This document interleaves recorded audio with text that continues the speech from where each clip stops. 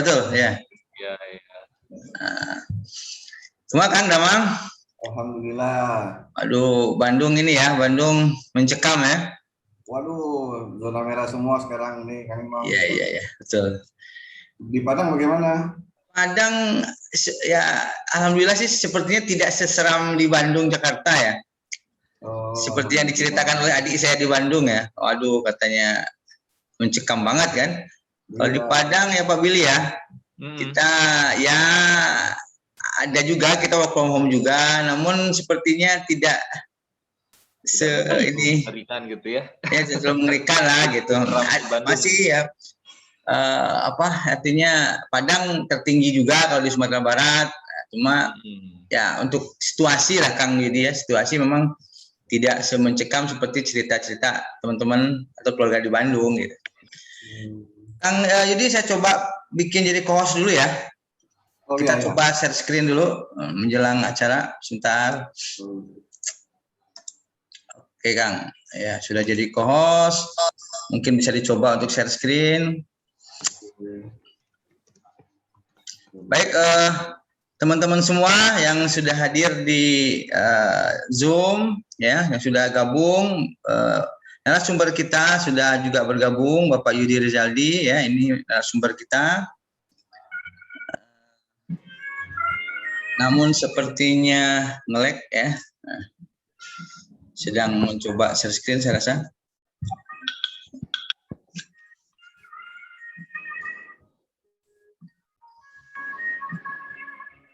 Kalau Pak Billy di prodi DKV ya Pak? Fakultas Ilmu Komputer Pak, di Filkom. Oh, nggak di UPI-nya? Di Filkomnya. Filkomnya. Oh, justru bukan di apa? Kan di sana ada desain komunikasi visual Pak ya? Ada. DKV-nya ada. DKV-nya ada. Oh, berarti dulu waktu di Malaysia sama Pak Yudi. Beda ini ya, beda prodi juga, beda jurusan. Prodinya sama. Saya cuma beda lab aja sama Pak Yudi. Jadi labnya di depan saya di seberangnya. Beda lab aja Pak. Nggak salah pernah ketemu di Padang nggak ya?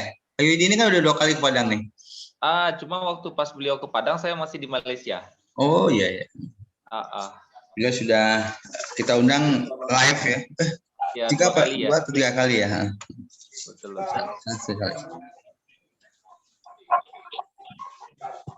Halo Kang Yudi. Ya, barusan terputus ya, maaf. Ya nggak apa.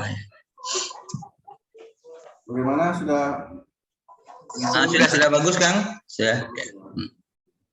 Sudah mantap ya. Acara kita akan kita mulai kurang lebih 10 menit lagi Kang. Ya. Kita bisa ngobrol sedikit, memberikan kesempatan juga kepada teman-teman yang join untuk mengisi absensi ya di menu chat. Ya, terima kasih sekali nih atas kesempatannya. Sama-sama Kang. Saya yang terima kasih sudah mau bantu jadi narasumber ya. Masih berkenan. Alhamdulillah masih bisa. Ya, mudah-mudahan kalau pandeminya sudah berakhir kan bisa ke Padang lagi gitu ya. Amin. Makan sate Padang lagi kan. Makan rendang asli Padang lagi kan. Jalan-jalan ya. Bisa ketemu dengan Pak Billy besok nih kalau Insyaallah. Ini kan sudah pulang, sudah di Indonesia, sudah di Padang. Pak Billy gimana ininya di Malaysia-nya? Belum sana lagi ya? Belum bisa balik lagi ke sana Pak Yudi. Oh. Cuma Kang Ayub sudah sampai di sana. Oh gitu ya. Sudah bisa ya? Padahal dari Indonesia nggak boleh katanya. Sudah, tapi harus karantina 14 hari dulu kan? Oh iya betul. Itu yang biaya 14 hari ini yang berat. Masya Allah, sama dengan biaya 1 semester Pak di sana. Ya itulah, bingung saya jadinya kan. Bayar ya, karantinanya juga bayar ya? Bayar pribadi kan? Membiayai sendiri ya, hotelnya semuanya. Kabarnya juga harus vaksin, kalau vaksin kita ini nggak bisa, kabarnya sih orang tahu juga. Oh, vaksin Indonesia nggak diakui? Yang apa sih? Tapi kalau tahu juga. Kalau informasi terakhir waktu itu Sinovac nggak boleh. Ya, Sinovac nggak boleh. Tapi saya telepon 2 hari yang lewat itu sudah boleh. Oh sudah boleh, alhamdulillah ya. Berarti udah ada kesempatan ya? Sudah ada. Itulah pembimbing saya udah keburu pindah pula ke Belanda, bingung saya jadinya. Harus segera ke kampus sebetulnya ngurus gimana ini gitu kan, karena beliau jadinya sibuk di Belanda kan. Betul. Beliau pindah sekitar 3 bulan yang lalu ternyata.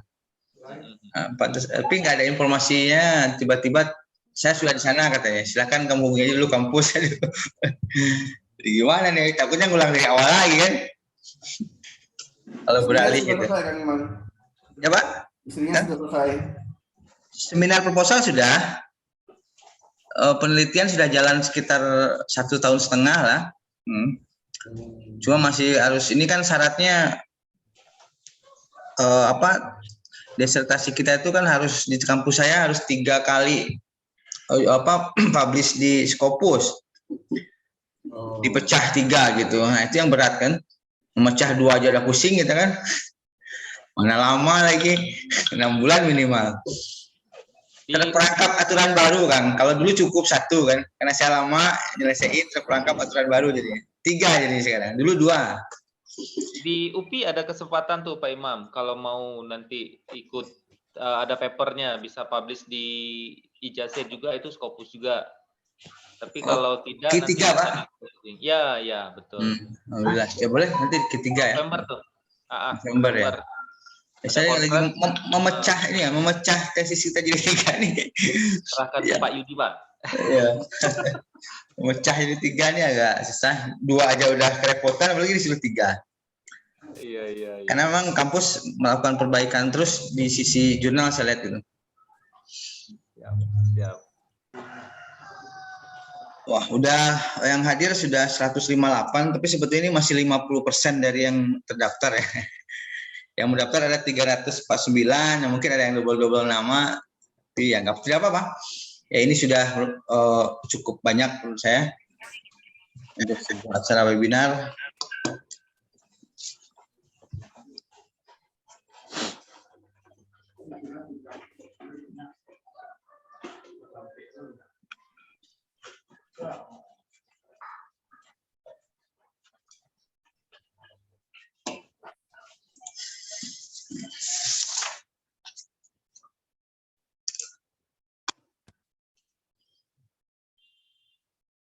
Baik, Bapak Ibu, adik-adik sekalian, sebelum acara dibuka, saya akan sedikit menyampaikan kembali tata tertib webinar kita agar jalannya webinar kita ini sesuai dengan harapan, berjalan dengan lancar. Yang pertama, selama mengikuti seminar, mohon mikrofon dalam keadaan mute atau mati. Kecuali nanti pada sesi tanya jawab, apabila ingin bertanya, mikrofon boleh di-unmute atau dihidupkan kembali. Selama mengikuti seminar, video mohon juga untuk hidup, ya on, agar terlihat siapa yang hadir ya. Memang untuk mahasiswa di kampus, jika tidak, maka tidak akan absen dan tidak ada sertifikatnya. Untuk kepentingan absensi, nama akun Zoom-nya mohon juga sesuai dengan nama saat pendaftaran ya. Karena ada staf di kampus yang mengecek nanti siapa-siapa yang hadir. Lalu wajib mengisi absensi menu chat dengan menuliskan nama sesuai dengan nama saat pendaftaran. Jadi ini berkenaan dengan sertifikat yang akan kita terbitkan ya. Kita akan mengcombine data pendaftaran dengan data absensi hari ini. Kalau salah satu tidak ada, tentu sertifikat tidak akan muncul. Seperti yang sebelumnya kemarin, kebetulan kita di bulan ini sudah melaksanakan 4 webinar kan. Ya, yang kemarin memang selalu saja ada yang komplain bahwa sertifikat tidak muncul. Ketika kita lihat memang ada yang absen tapi tidak mendaftar, ada yang mendaftar tapi tidak absen. Mudah-mudahan yang hari ini lengkap semua mendaftar dan mengisi absensi. Baik, room tadi sudah saya buka jam 9 untuk registrasi ulang dan absensi. Ya, saya lihat absensi sudah cukup banyak, ya, sudah hampir semua. Dan webinar kita akan mulai tepat jam 10. Ya. Sekali lagi nanti kita akan bagi 2 sesi, ya. Sesi pemaparan dari narasumber kita dan juga sesi tanya jawab tentunya. Ya. Webinar kurang lebih nanti akan dilaksanakan selama 2 jam ya, mungkin atau bisa lebih ya tergantung pemaparan dari narasumber kita. Sekali lagi terima kasih kepada Bapak Ibu, adik-adik semua mahasiswa ya yang sudah hadir pada acara webinar ini. Itu tata tertib kita kali ini ya, mudah-mudahan bisa disepakati bersama ya, dan untuk keefektifan ya mohon semuanya mengikuti tata tertib ini ya, sehingga kita bisa melaksanakan webinar ini dengan lancar. Nanti mungkin akan diawali oleh pembukaan dari saya. Setelah itu kita waktu dan tempat akan kita silakan kepada narasumber kita.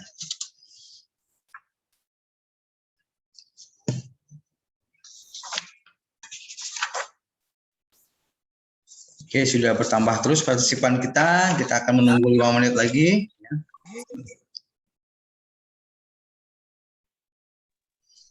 Sekali lagi, mohon mikrofonnya bagi para peserta untuk di-unmute terlebih dahulu. Nanti pas tanya jawab boleh mengajukan.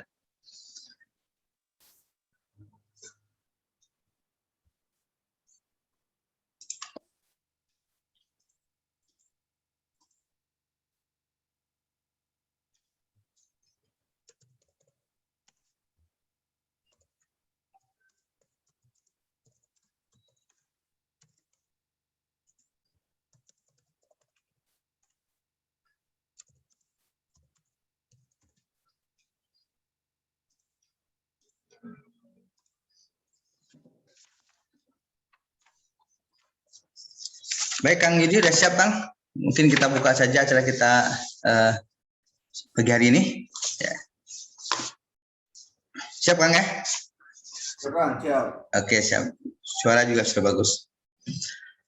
Baik, Bapak Ibu sekalian, saya rasa kita mulai saja acara kita hari ini. Ya. Karena saya lihat juga waktu sudah menunjukkan jam 10 dan juga peserta sudah cukup banyak yang hadir. Baik, Bismillahirrahmanirrahim. Assalamualaikum warahmatullahi wabarakatuh. Waalaikumsalam warahmatullahi wabarakatuh. Pertama, marilah kita panjatkan puji dan syukur kehadirat Allah Subhanahu wa taala bahwasanya di pagi hari ini ya, kita masih diberikan nikmat sehat, nikmat kesempatan ya. Di tengah pandemi ya, gelombang kedua kita masih bisa hadir walaupun melalui aplikasi Zoom. Salawat beliling salam juga tidak lupa kita hadiahkan kepada junjungan kita Nabi besar Muhammad SAW yang telah membawa kita dari gerbang jahiliyah ke gerbang penuh ilmu pengetahuan dan kebahagiaan seperti saat ini. Pertama sekali izinkan saya selaku moderator hari ini mengucapkan ribuan terima kasih kepada narasumber kita Bapak Muhammad Yudi Rizaldi di sela-sela kesibukannya bisa hadir dan memberikan ilmunya kepada kita semua hari ini. Selanjutnya terima kasih kepada Bapak Ibu, adik-adik sekalian di luar Sivitas Akademik SMIK Amik Nusa yang telah menghadiri webinar ini. Dan tentu saja juga pada mahasiswa-mahasiswi SMIK Amik Nusa, ya, terima kasih Anda juga semua telah hadir di acara ini.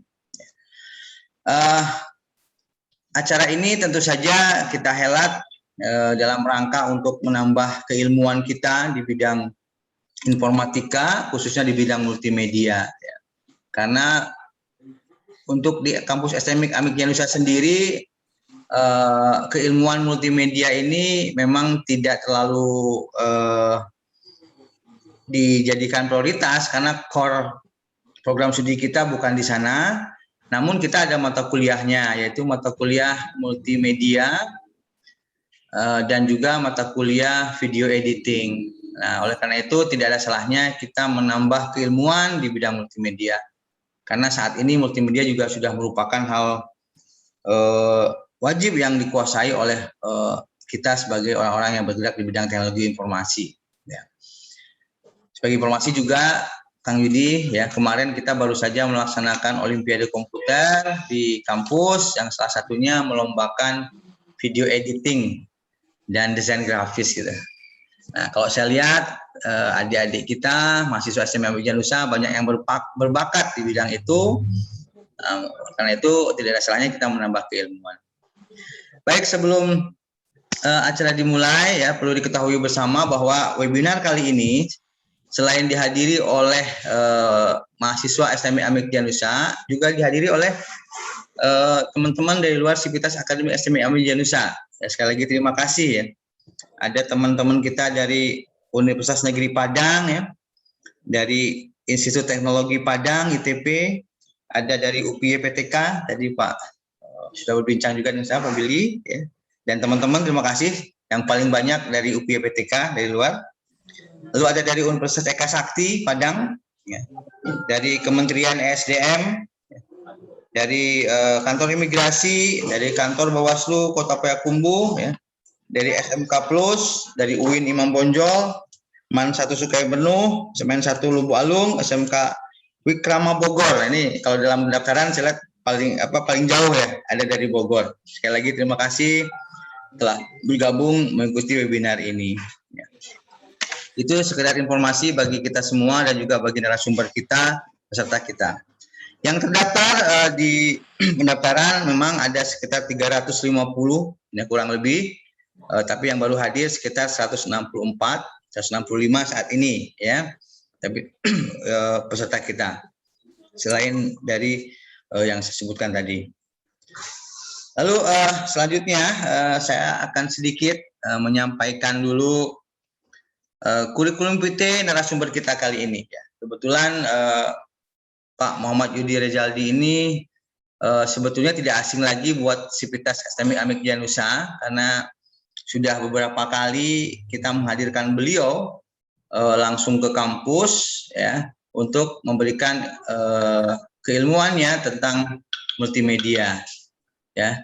Dan juga tahun yang lalu juga beliau mengisi webinar juga multimedia tentang bagaimana membuat animasi 3D.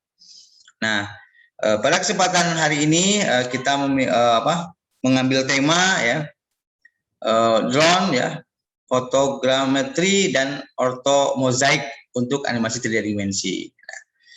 Nah, untuk itu saya sedikit dulu membacakan ya. Nama narasumber kita adalah Muhammad Yudi Rezaldi. Beliau lahir di Palembang ya 11 Juni 1979. Dan beliau sekarang adalah merupakan peneliti multimedia ya, di Pusat Penelitian Informatika Lembaga Ilmu Pengetahuan Indonesia di Bandung. Ya. Untuk pendidikan ya beliau SD di Palembang ya, SD Baptis Palembang, SMP di SMPN 1 Palembang, SMA di SMA Negeri 12 Bandung. Nah, kebetulan kami sama satu SMA, saya dengan Pak Yudi ya.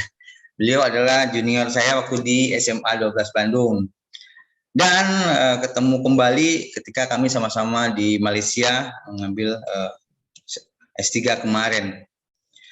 Untuk sarjana beliau adalah dari Universitas Pasundan Bandung ya, jurusan Desain Komunikasi Visual. Untuk gelar master beliau didapat dari Institut Teknologi Bandung, jurusan Magister Desain. Ya. Dan untuk PhD ya, beliau sudah tamat kemarin ya. Itu dari Universiti Kebangsaan Malaysia ya, jurusan Visual Informatik. Ya. Itu kira-kira CV beliau, narasumber kita di pagi hari ini. Ya. Mudah-mudahan beliau nanti bisa menyampaikan materi yang bisa bermanfaat bagi kita semua. Ya. Baik, saya rasa pembukaan dari saya cukup sekian dulu untuk menghemat waktu. Ya. Selanjutnya acara berikut adalah pemaparan materi kita hari ini, pagi ini oleh narasumber kita Bapak Yudi Rezaldi. Nanti akan dilanjutkan dengan sesi tanya jawab. Jadi silakan bagi para peserta untuk menyiapkan pertanyaan terbaiknya untuk disampaikan kepada Pak Yudi. Baik, itu terlebih dahulu. Berikutnya saya persilahkan kepada Bapak Yudi Rezaldi untuk memaparkan materi kita pagi ini. Waktu dan tempat saya persilahkan, Pak. Assalamualaikum warahmatullahi wabarakatuh. Waalaikumsalam warahmatullahi wabarakatuh. Selamat pagi semuanya. Pagi Pak. Terima kasih pertama-tama saya ucapkan puji syukur pada Allah Subhanahu wa taala yang masih memberikan kesempatan kepada kita untuk bersilaturahmi hari ini di tengah kondisi wabah pandemik yang semakin tidak menentu ya. Mudah-mudahan kita semua selalu sehat dan selalu dalam perlindungan Allah Subhanahu wa taala. Saya ucapkan terima kasih juga kepada Skimik Denusa yang telah mengundang saya, juga kepada Pak Imam yang masih memberi kepercayaan kepada saya untuk kembali menyampaikan materi di hari ini. Terima kasih Pak Imam ya. Ya. Juga Bang Dili yang sudah menyempatkan untuk hadir. Mungkin cukup segitu sebagai pembuka dari saya. Kita langsung saja ke materi ya. Saya coba share screen.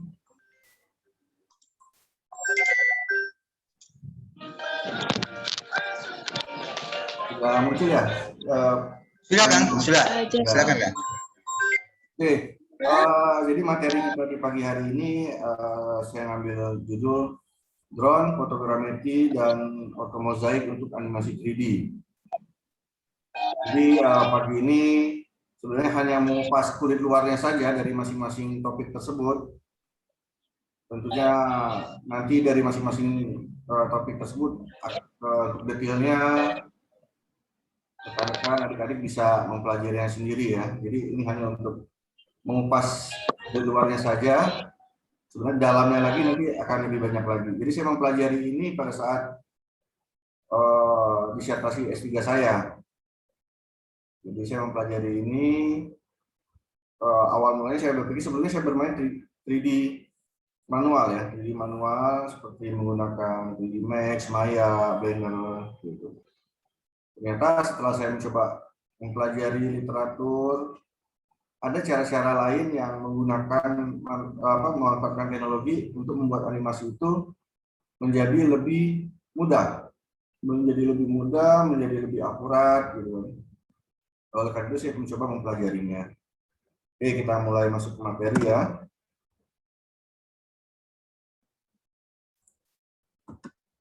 Oke, jadi materi ini di judulnya akan terbagi atas 5 sesi. Itu adalah pengenalan tentang drone, pengenalan tentang fotogrametri, pengenalan tentang otomozaik, dan pengenalan animasi 3D, dan terakhir ada kesimpulan.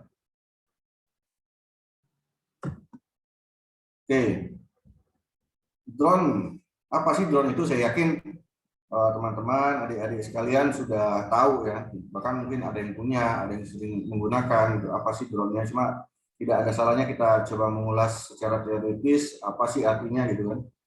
Jadi drone itu adalah sebuah pesawat yang awak atau UAV yang dikendalikan oleh pilot dengan menggunakan remote dari jarak jauh yang dibuat menyerupai pesawat dan juga helikopter.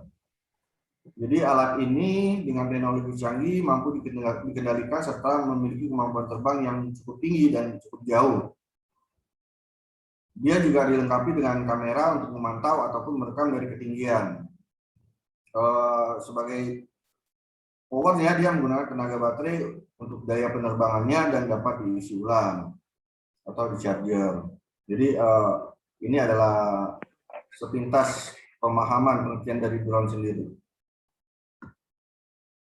Oke, kita juga akan membahas sedikit sejarah. Jadi pada awalnya itu di tahun 1849, Austria menggunakan drone berupa balon udara yang dilengkapi bahan peledak untuk menyerang Venesia. Jadi pada awalnya ini adalah alat untuk berperang. Muncul ide itu dari balon udara yang dilengkapi dengan bahan peledak ya untuk menyerang wilayah musuh. Kemudian pada tahun 1918, pesawat kontrol model pertama bernama Hewitt Sperry Automatic Airplane berhasil diterbangkan. Kemudian pesawat kontrol mainan, remote control ya, mulai dikembangkan menjadi drone penarget. Di era tahun 1995, pesawat General Automatic MQ-1 Predator merupakan drone canggih untuk kegiatan pemantauan militer. Jadi di awal-awal ini memang digunakan untuk militer ya. Di tahun 2010 mulai drone ini dengan model quadcopter berbaling-baling 4 yang bisa dikendalikan menggunakan smartphone mulai banyak diperkenalkan. Dan semenjak era tersebut, model quadcopter ini banyak digunakan untuk fotogrametri, film, dan dokumentasi. Jadi semenjak tahun 2010 mulai digunakan untuk industri film dan animasi. Yang awal-awalnya sebelumnya adalah untuk kepentingan militer. Oke, jenisnya ya. Jenis drone sendiri itu ada 2. Jadi ada fixed wing drone. Ini adalah drone dengan baling-baling tunggal. Kita lihat di gambar kanan yang paling atas itu. Jadi bentuknya seperti pesawat komersial. Dia lebih irit baterai dan digunakan untuk mapping, pemetaan dengan konsep seperti scanning ya, yang merekam seperti scanning. Dan jenis kedua itu adalah multi copter drone, multi baling-baling yang gambar di bawah nomor 2 itu. Jadi multi copter drone ini biasanya baling-balingnya ada 3, 4, 6, dan 8. Jadi semakin banyak baling-baling, dia akan semakin stabil dan daya angkut bebannya lebih banyak. Dan drone dengan baling-baling banyak ini juga lebih aman dan cocok untuk pembuatan proses video, foto, dan dokumentasi. Jadi drone yang tipe kedua inilah yang banyak digunakan untuk proses foto dan video. Nah, kegunaannya ternyata cukup banyak. Kegunaan dari drone itu sendiri. Mulai dari militer. Jadi drone militer ini ialah UAV Predator dan juga Reaper. Untuk Indonesia sendiri memiliki beberapa drone militer seperti Puna Wulung, ada juga Puna Pelatuk, Puna Siri, Puna Gagak, serta Puna Alap-Alap. Jadi ini contoh drone militer yang paling atas ini, sebelah kanan, ini adalah Puna Wulung yang dimiliki oleh militer Indonesia. Kemudian ada juga drone konsumer. Drone konsumer ini ialah drone yang digunakan untuk pembuatan sebuah video maupun fotografi. Karena fungsinya sering digunakan untuk hobi ya, awalnya dari hobi. Jadi drone ini dilengkapi dengan kamera yang memiliki resolusi tinggi. Beberapa drone yang biasa digunakan sebagai drone jenis konsumer ini adalah seperti DJI Mavic Pro, GoPro kamera, serta DJI Phantom. Di samping itu ada juga mainan. Ada mainan, GoPro mainan. Jadi fungsi drone, drone ya. Drone fungsi ini hanya digunakan sebagai mainan saja. Jadi biasanya dia tidak memiliki kamera. Kalaupun dia memiliki kamera, maka resolusi kameranya pun bukan dengan kualitas yang tinggi. Biasanya drone ini sering digunakan oleh pilot pemula ya untuk latihan menerbangkan. Kemudian ada juga profesional. Drone profesional, dia sifatnya sama seperti drone konsumer. Drone ini bisa digunakan sebagai alat untuk produksi sebuah video ataupun foto. Oleh karena itu dia harus memiliki resolusi kamera yang baik. Jadi drone ini juga termasuk jenis quadcopter atau disebut juga baling-baling 4 ya. Salah satu drone profesional yang sering digunakan dia adalah gambar ini DJI Inspire. Jadi DJI Inspire series ini ada 2 jenis, ada Inspire 1, Inspire 2, dan Inspire 1 Pro atau RAW. Kemudian juga ada industrial. Kita lihat yang warna kuning ini drone industrial ya. Jadi drone jenis ini merupakan tingkat lanjut dari drone profesional. Karena merupakan jenis drone lanjutan, maka baling-baling yang dimilikinya pun lebih banyak. Bisa disebut juga sebagai konfigurasi multirotor. Jadi drone jenis ini sering digunakan untuk industri film besar ataupun digunakan di bidang pertanian. Misalnya untuk menyemprotkan pestisida. Jadi dalam bidang pertanian bisa membantu untuk memberikan pupuk ya kepada tanaman. Jadi contoh drone yang biasa digunakan untuk industrial ini adalah dia ada Yamaha RM Air Max, DJI MG1 serta DJI Mavic 500. Jadi kesini-kesininya sudah mulai banyak drone yang digunakan untuk mengantarkan pesanan. Jadi bisa mengantarkan makanan dengan berat yang tertentu ya. Jadi semakin kesini semakin berkembang fungsi dari drone ini. Ada juga drone untuk penelitian, fungsinya untuk melakukan survei pemetaan atau kebutuhan akademis. Biasanya untuk penelitian ini menggunakan drone tipe profesional ataupun konsumer. Dan terakhir itu ada drone untuk internet. Jadi yang bergambar biru ini paling bawah, Titan ya namanya, drone Titan. Diciptakan untuk membantu penetrasi sambungan internet pada daerah-daerah terpencil. Jadi untuk daerah-daerah pelosok yang tidak ada internetnya, suatu saat membutuhkan jaringan internet, bisa digunakan drone jenis ini untuk menyebarkan sinyal jaringan internet. Nah, ini cukup penting. Ternyata untuk menerbangkan drone itu sendiri nggak bisa sembarangan, karena sudah semakin banyak orang yang menggunakan, gitu, tidak seperti awal-awal. Jadi karena sudah makin banyak, maka dibuatlah sebuah peraturan.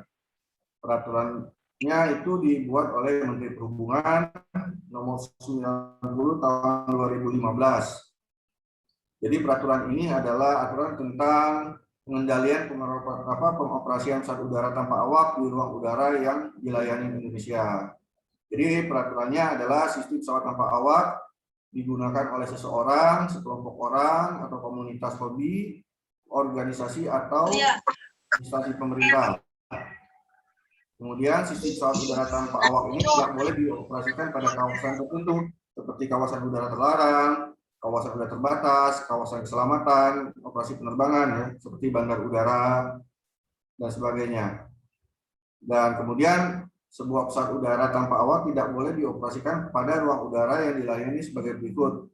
Jadi ada control airspace dan uncontrolled airspace. Jadi seperti ketinggian ya. Jadi dia tidak boleh lebih tinggi dari 1.500 dan tidak boleh lebih jauh dari jarak pandang sekitar 15 km seperti itu. Jadi ada jarak-jarak tertentu yang harus kita perhatikan dalam menerbangkannya. Nah, tentunya untuk teknik penerbangan ini banyak lagi nanti di dalamnya kalau kita pengen belajar lebih lanjut. Cuma untuk hari ini saya hanya mengupas sepintas saja. Jadi adik-adik kalau mau tahu lebih lanjut nanti bisa kita diskusi atau bisa nanti mencari sendiri materinya tentang bagaimana teknik menerbangkan misalnya kan. Itu banyak sekali materinya. Oke, kita masuk ke materi kedua. Fotogrametri. Pengertian dari fotogrametri ini sendiri adalah teknik pemetaan melalui foto udara terhadap objek, daerah atau fenomena yang ada di permukaan bumi dengan menggunakan alat berupa kamera dengan proses perekaman secara fotogrametrik dengan bantuan detektor atau alat pendeteksi berupa film. Jadi teknik foto udara yang menggunakan drone tadi, drone yang seperti kita bahas sebelumnya. Jadi alatnya adalah drone, outputnya adalah foto atau video, gitu ya. Nah, sejarahnya sendiri fotogrametri ini awal sekali itu di 350 tahun sebelum Masehi ditemukan sistem proyeksi citra secara optis oleh Aristoteles. Kemudian di tahun-tahun berikutnya Dr. Brooke Taylor dan J.H. Lambert memperkenalkan prinsip perspektif untuk pembuatan peta. Di tahun 1839, fotogrametri mulai dimanfaatkan untuk foto udara secara praktis oleh Louis asal Paris. Dan kemudian di tahun 1849, Kolonel Aim Losedat menggunakan foto udara untuk pemetaan, menggunakan balon udara dan layang-layang besar. Jadi Kolonel Aim Losedat ini adalah father of photogrammetry atau bapaknya fotogrametri. Jadi tokoh dari fotogrametri tersebut adalah beliau ya.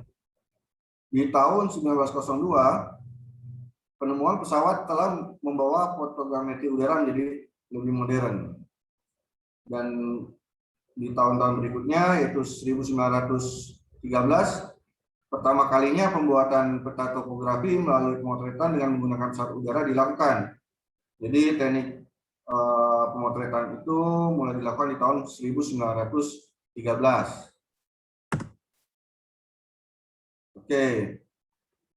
Berdasarkan tipe posisi kameranya, teknik fotogrametri ini dibagi menjadi 3 tipe, yaitu fotogrametri udara, fotogrametri terestrial dan jarak dekat, dan fotogrametri ruang angkasa. Untuk fotogrametri udara sendiri, kamera dipasang di pesawat terbang seperti drone tadi, biasanya diarahkan secara vertikal ke arah bawah, ke arah tanah. Jadi ini adalah teknik drone tadi yang udara. Yang kedua, dalam fotogrametri terestrial dan jarak dekat, kamera terletak di tanah dan dipegang dengan tangan tripod atau tiang dipasang. Biasanya jenis fotogrametri ini outputnya adalah berupa produk seperti 3D modeling atau gambar, gitu ya. Jadi ini menggunakan kamera yang dipegang atau menggunakan tripod di tanah. Jadi kalau yang pertama di udara, ini dia di dasar, di ground, di tanah. Dan yang terakhir adalah fotogrametri ruang angkasa. Ini mencakup semua aspek fotogrametri, ekstraterestrial dan pengukuran ya. Jadi kamera ini bisa dipasang di bumi, bisa dipasang di satelit, atau diposisikan di bulan atau di planet-planet lainnya. Jadi dia berada di luar angkasa. Jenisnya sendiri ada fotogrametri interpretatif dan fotogrametri metrik. Jadi fotogrametri interpretatif ini digunakan untuk mengenali, mengidentifikasi, dan menilai objek secara signifikan melalui analisis yang cermat dan sistematis dari gambar fotogrametri. Dibuat dari citra satelit untuk penginderaan jauh. Jadi jenis fotogrametri ini merupakan seni atau ilmu mengumpulkan informasi tentang suatu objek atau gambar tanpa benar-benar melakukan kontak fisik. Jadi dia dari jarak jauh ya. Terus fotogrametri metrik digunakan untuk pemetaan, planimetri, dan pemetaan topografi. Ini untuk menentukan jarak, ketinggian, luas, volume, dan penampangan untuk menyusun peta topografi dan pengukuran fotografi. Nah,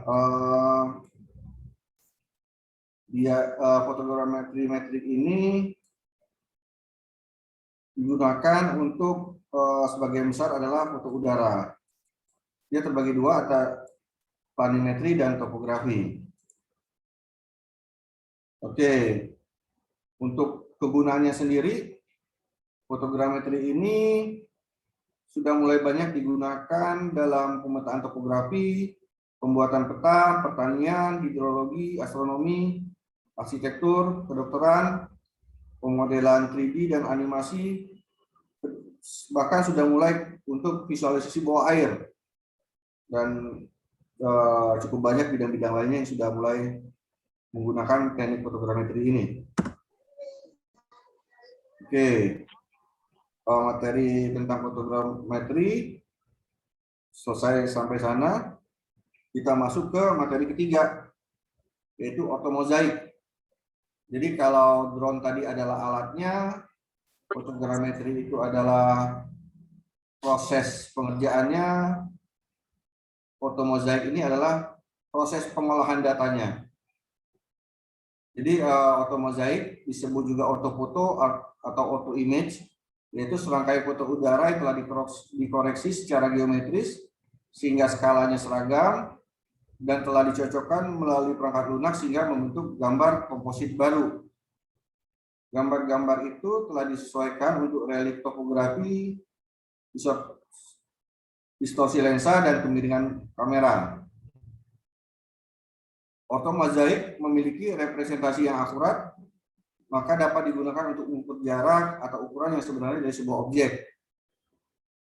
Jadi kelebihannya adalah dia memiliki ukuran yang akurat ya. Nah, ini contoh hasil pemetaan tadi. Jadi foto ini adalah gambar pertama, ini adalah gambar foto udara. Gambar foto udara yang dihasilkan dari drone tadi. Kemudian diproses menggunakan software, proses ortomozaik itu, ini gambar yang di bawah. Jadi dari potongan-potongan foto diproses, digabungkan menjadi satu sesuai dengan koordinatnya, maka jadilah gambar ketiga ini. Ini outputnya. Jadi ini sebuah pemetaan daerah lokasi ya. Jadi menghasilkan 3D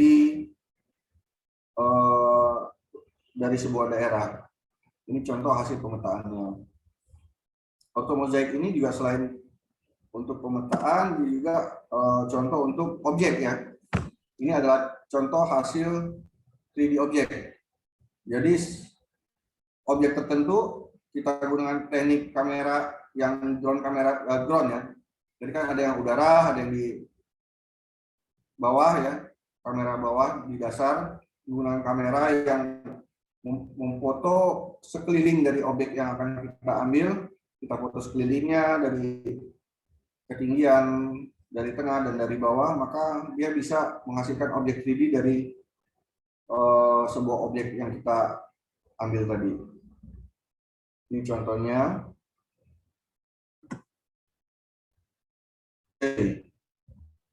Untuk proses ortomozaik sendiri cukup banyak software yang bisa digunakan, seperti drone deployer 3D mapping, X4D mapper photogrammetry, drone deployer enterprise, Autodesk, SimActive Control 3D, cukup banyak ya. Cuma untuk saya pribadi, saya lebih suka menggunakan Agisoft Metashape 3D software. Lebih familiar untuk saya gunakan dibanding software-software yang lainnya. Nah, ini workflow-nya bagaimana proses membuat menghasilkan 3D ortomozaik tadi, mulai dari individual image, jadi potongan-potongan foto, kemudian bagaimana menggabungkannya, gitu, sehingga akhirnya menjadi sebuah objek. Ini adalah prosesnya, alur pengerjaannya.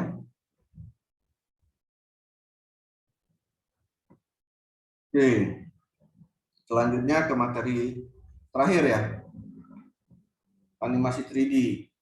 Mungkin ya ini juga sudah pada tahu, cuma saya sedikit mengulas saja. Jadi animasi 3D itu adalah sebuah objek hasil dari komputer grafik tampak bergerak melalui ruang 3 dimensi. Objek tersebut dapat dipindahkan dan diputar mengikuti prinsip yang sama seperti di kehidupan nyata. Bisa juga gambar bergerak 2 dimensi yang menggambarkan kedalaman 3 dimensi. Ini adalah pemahaman atau pengertian dari animasi 3D. Nah, ini proses ortomozaik menjadi 3D animasi. Nah, jadi bagaimana sih dari gambar-gambar fotogrametri tadi yang menghasilkan ortomozaik, bagaimana kita mengolahnya untuk membuatnya menjadi sebuah animasi. Intinya adalah di software. Jadi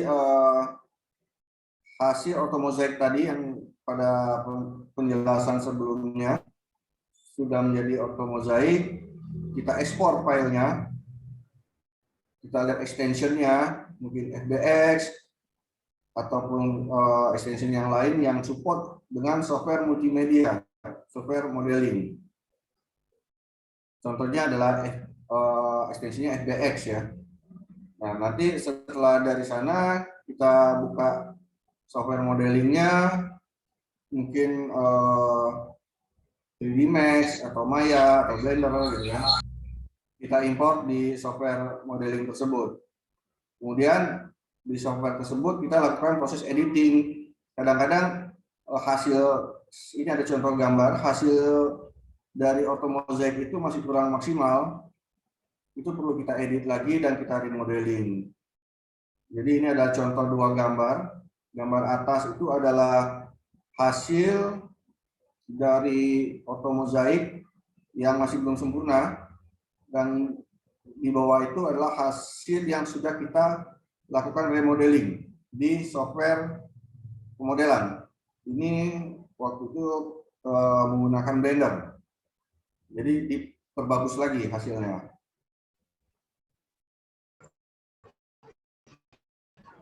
Nah, setelah jadi maksimal pemodelannya, kita buat animasinya, diproses di software pemodelan tadi.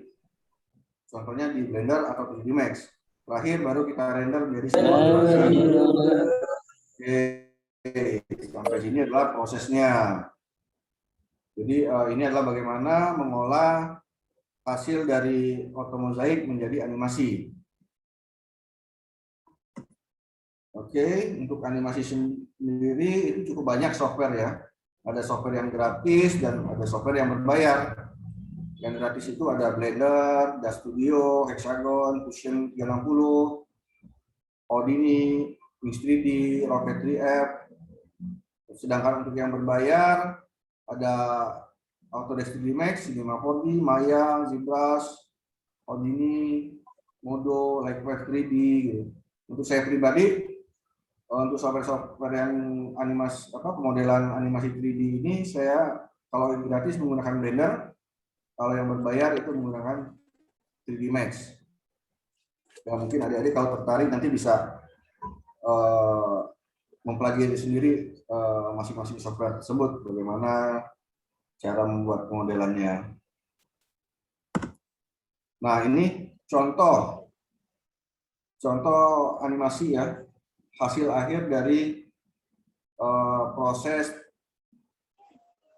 AutoMosaic yang sudah dilakukan remodeling di software 3D multimedia di pemodelan menggunakan Blender.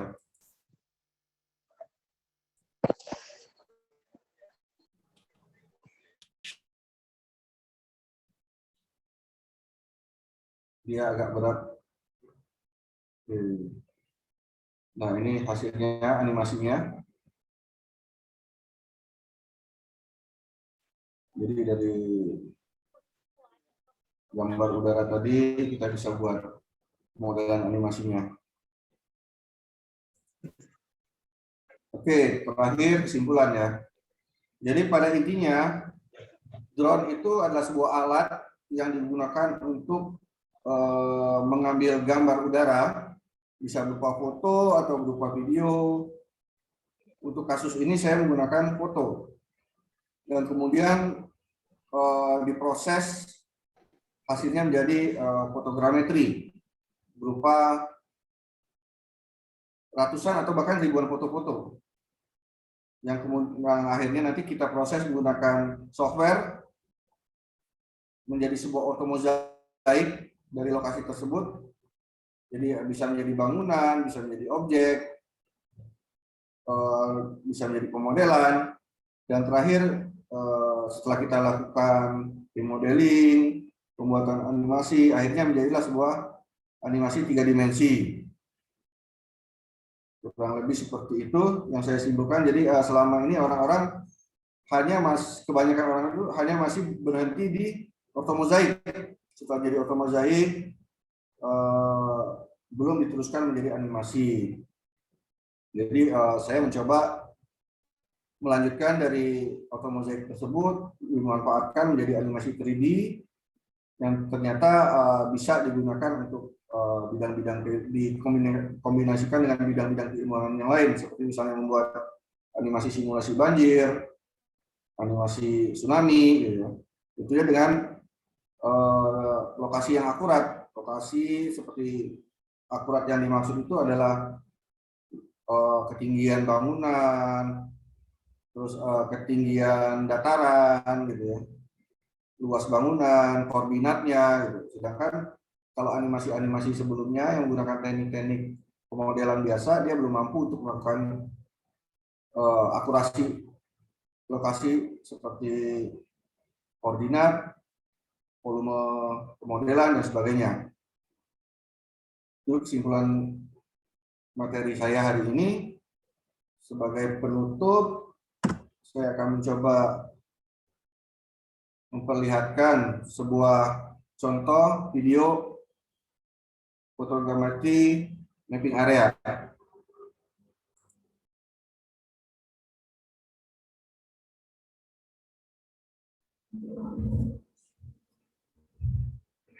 Hi, welcome to Flight Test. I'm Austin. This is Josh. Hi.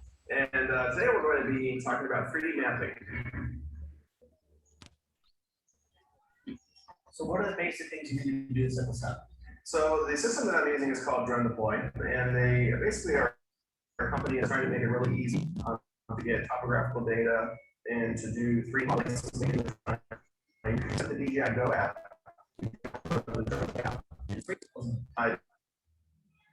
It's free, except you're flying on Drone app instead of DJI app.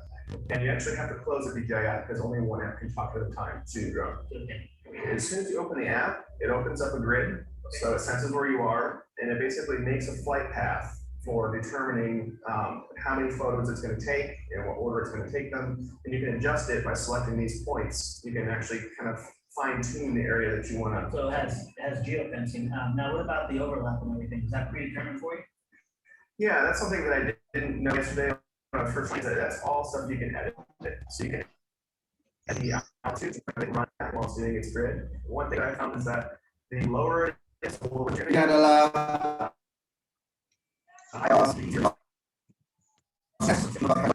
membuat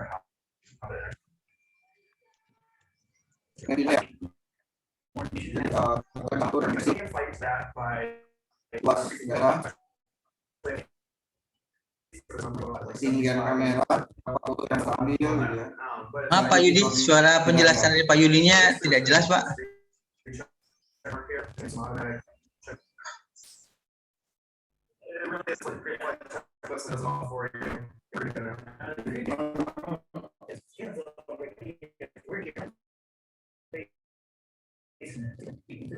You can override it if you need to. Yeah, so the Sirius Light had it. It was doing all itself yesterday, and I had like a death on the controller, but now it's getting a lot natural.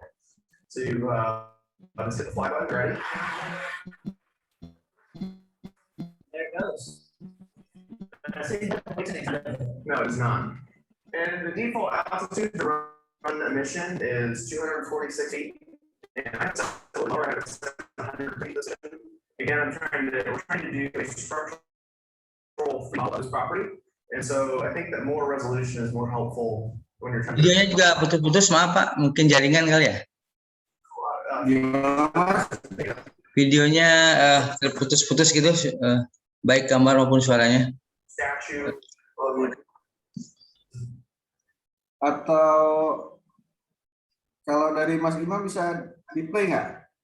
Langsung dibuka videonya yang di mana Kang? Ada nyimpan file video yang saya email semalam. Oh, yang dikirim ya. Sebentar. Ya, bisa dimainkan dari sana. Mungkin Coba jaringan internetnya ya, bagus. sebentar ya. Saya stop share dulu ya. Ya. Atau gini, saya stop dulu share-nya. Jadi nggak usah dibuka presentasinya Kang, langsung dari file videonya aja. File video ya. Oke.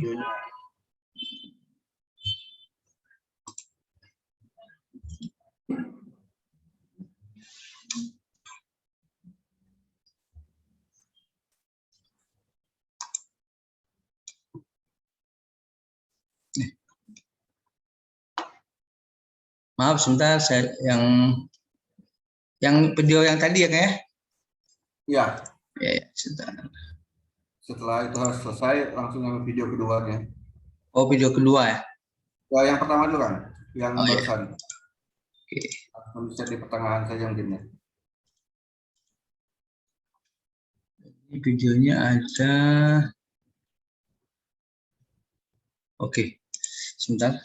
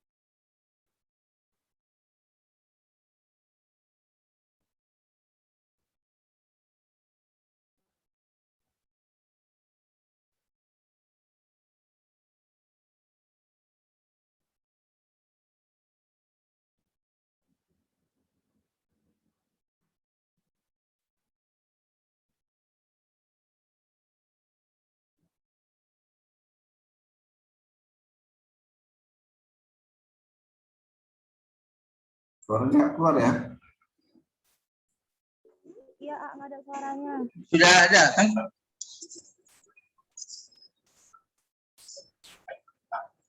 Sudah ada belum? Sudah bisa? Sudah bisa Mas, tapi mungkin sama dia agak karena jaringan ya, jadi Oh gitu. patah-patah dan suaranya tidak keluar.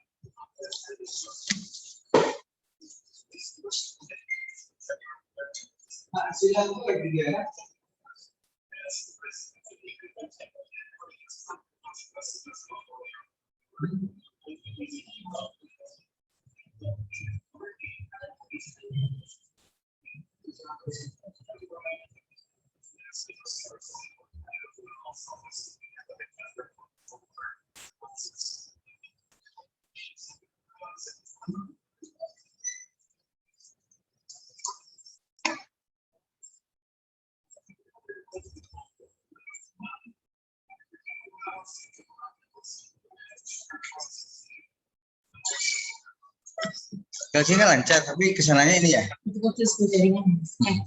Katanya ada dari sama-sama. Jadi ada. Tuh penerima mahasiswa baru mau apa dijadwalkan dari Wawancara apa? Nggak ada wawancara. Mahasiswa baru. Dia mau wawancara. Kalau mau nanti kita jadwalkan waktu. Oh, mau wawancara. Dari mana? Belum ada janji dengan Anda. Dari mana tuh?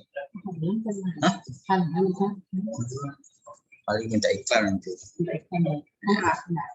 Ya nggak apa-apa. Kak bilang sampai siangnya nggak bisa karena Nggak bisa lebih sekolah.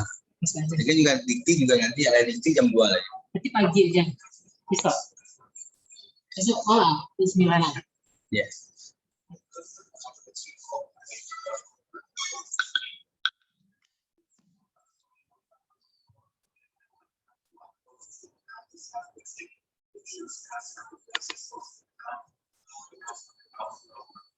Mungkin agak dipercepat aja Kang Imam.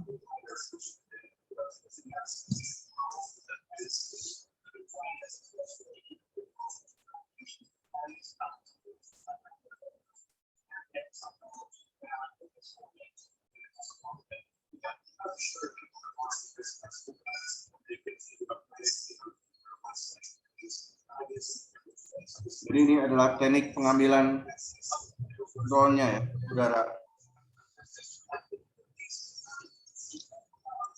Dia menggunakan software, jadi otomatis pilot. Dia terbang dengan sendiri, disetting dari softwarenya, dia langsung terbang manual, otomatis. Terbang foto. Dan foto-fotonya tersebut kita import di software.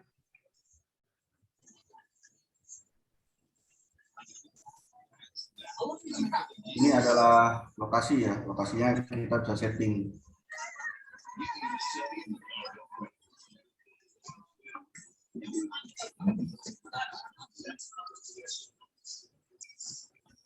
Nah, ini adalah hasil yang sudah diolah menggunakan software. Gambarnya masih melting ya, agak meleleh gitu. Makanya diperlukan pemodelan ulang di software pemodelan tadi, biar gambarnya lebih bagus. Yang terpenting di sini dia akurasi dan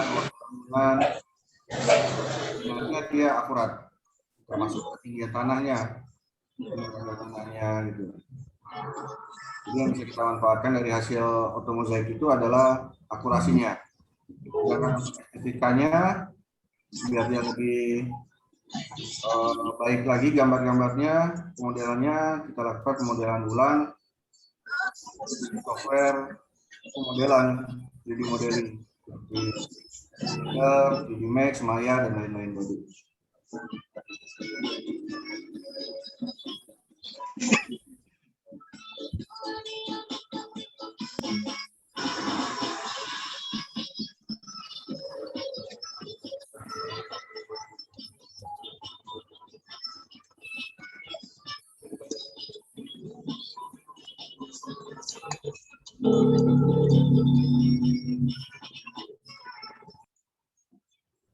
Jadi kalau tidak kita olah lagi menggunakan software 3D modeling, dia masih secara estetis pemodelannya masih kurang sempurna. Jadi perlu sentuhan akhir di software 3D modeling. Nah, kebanyakan orang baru melakukan sampai sini, sampai tahap otomozaik.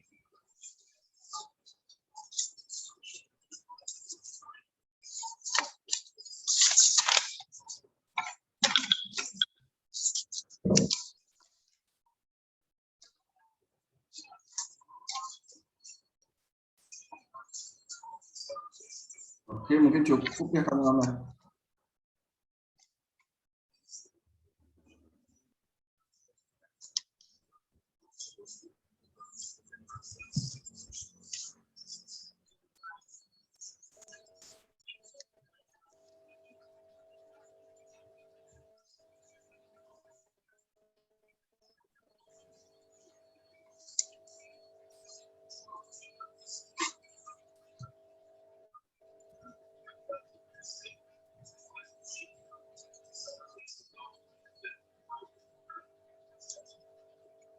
Oke, jadi dengan autopilot itu dia bisa terbang sendiri secara otomatis, dan setelah selesai sesuai dengan setting yang kita atur, dia drone-nya akan kembali lagi ke titik awal di mana dia terbang. Jadi tidak perlu kita kontrol lagi. Kita hanya bikin track-nya, dia terbang dan kembali lagi.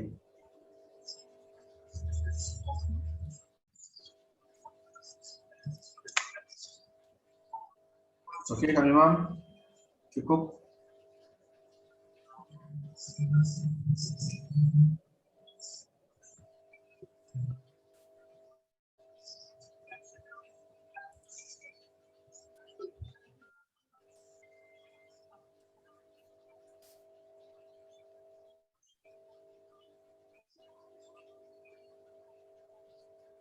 Nanti untuk lebih jelasnya kalian bisa lihat download di internet ya, ini linknya.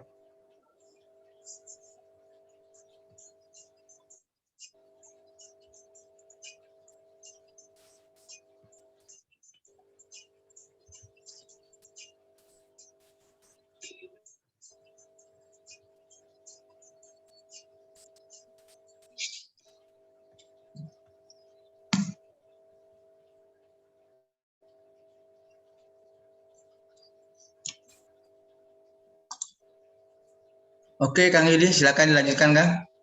Oke. Ya, mungkin keterimanya ada yang bagus, ada yang tidak ternyata. Nah, tergantung jaringan masing-masing. Ya. Saya ingin share lagi ya.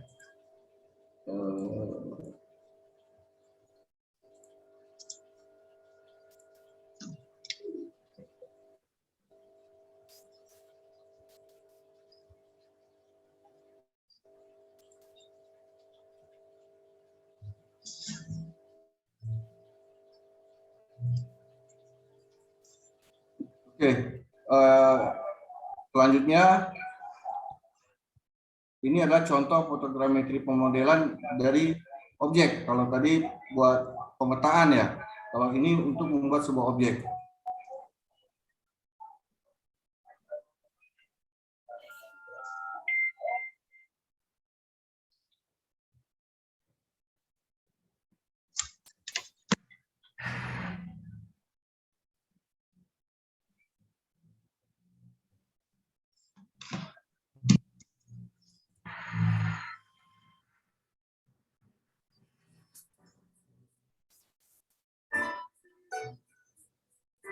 Creating a 3D model just by taking lots of pictures of a real object?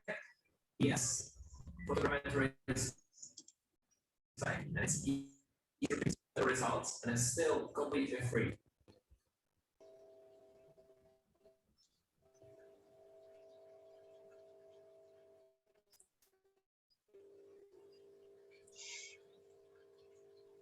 Result.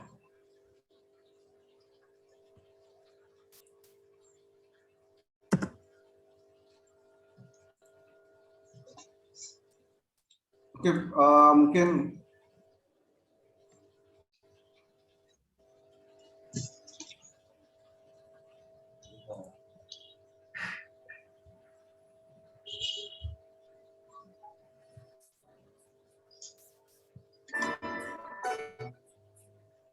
creating a 3D model, taking lots of pictures of a real object.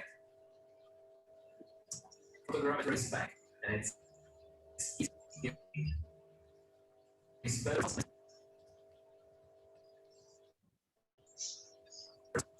Right? gunakan drone ya. Biasa. Jadi dari handphone pun kan bisa melakukan proses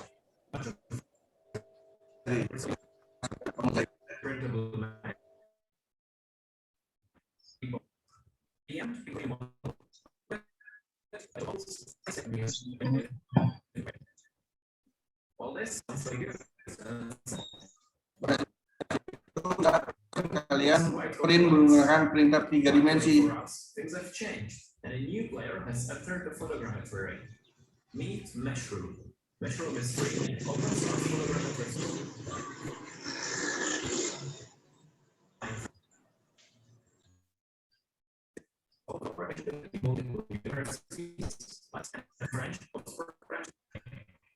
Basic interactions are as simple as it gets.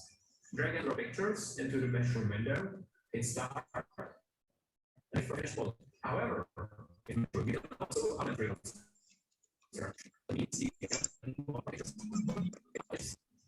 But you notice in the preview that some is and even better, you regulate a set of pictures, process. Preview is displayed. You can decide model explore.